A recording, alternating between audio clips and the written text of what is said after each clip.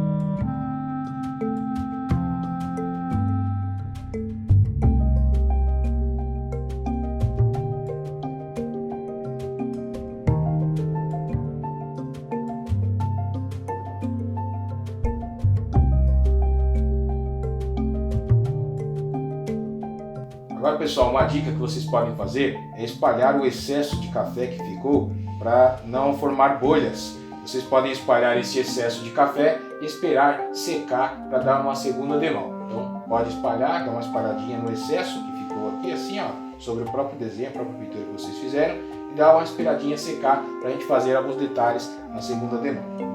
2 horas depois. Então pessoal, agora quando o café estiver um pouquinho mais seco, a gente pode fazer alguns detalhes. Vou usar o cotonete, quem tiver um pincelzinho pode utilizar um pincelzinho também. Vou utilizar o cotonete para demonstrar que dá pra gente utilizar o cotonete também para fazer a pintura, o desenho.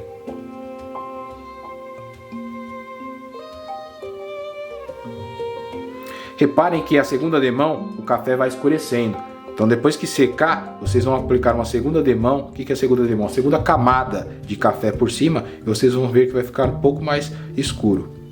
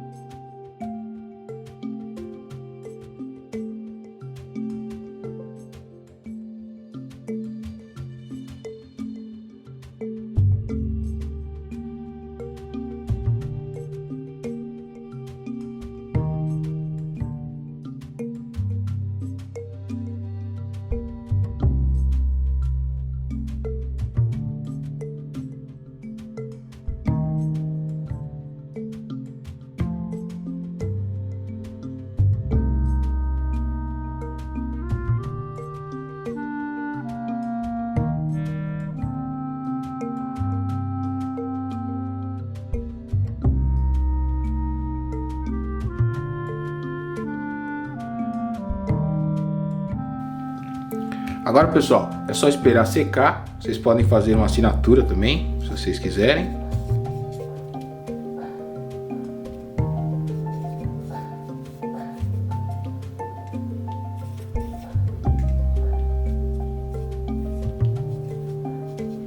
Então agora é só esperar secar e vocês podem tirar uma foto e compartilhar aqui no Google Classroom, tá? Então eu vou esperar secar e vou colocar este exemplo aí também para vocês verem. Se vocês quiserem fazer mais pinturas, pode ficar à vontade. Então é bom a gente praticar também, que quanto mais a gente pratica, quanto mais a gente faz, melhor a gente fica nessa técnica de pintura com café, tá bom? Então vocês podem fazer diversas pinturas, diversos desenhos e compartilhe aqui pelo Google Classroom para eu ver, tá bom, pessoal? Então tchau e até a próxima aula.